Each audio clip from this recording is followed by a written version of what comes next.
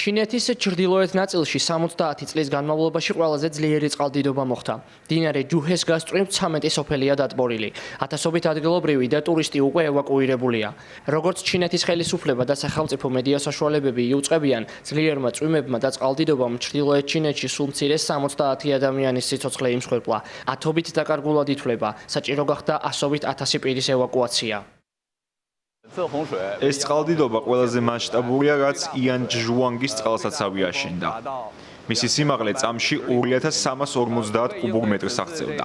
ძლიერი წვიმის გამო იან ჯუანგის წყალსაცავის ყველა თანამშრომელი 24 საათის განმავლობაში მოგლიერდა. წყლის მონიტორინგის ჯგუფი აკვირდებოდა კალაპოტში წყლის დონეს და შეგროვებულ ინფორმაციას აწვდიდა ჯიჯოუს რაიონის წყალდიდობის კონტროლის შტაბს. ადგილობრივი ხელისუფლების წარმომადგენლების, მეხანძრეების, ჯარისკაცების, მოხალისეებისა და პროფესიონალი სამაშველო ჯგუფების დახმარებით დაახლოებით 10500 მცხოვრები 7 საგანგებო თავშესაფარში გადაიყვანეს. ოფიციალური პირების თქმით, ჩინეთის მიმდებარედ ჰებეის პროვინციაში სინლოგონის ოლქში უამინდობის გამო 8 ადამიანი დაიღუპა, 18 კი დაკარგულად ითვლება. სახელმწიფო ტელევიზიის CCTV-ს ცნობით, სამაშველო ოპერაციები ამ დრომდე გრძელდება.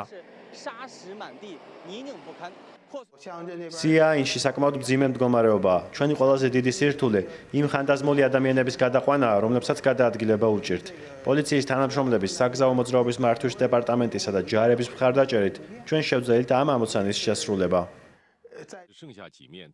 მაღალჩინოსნების თქმით, 300 კილომეტრის რადიუსზე პეკინსა და მის შემოგარენში წყალდიდობისა და მეწყერის შედეგად სულ მცირე 44 ადამიანი დაიღუპა. კიდევ 9 კი ამ დრომდე დაკარგულად ითვლება.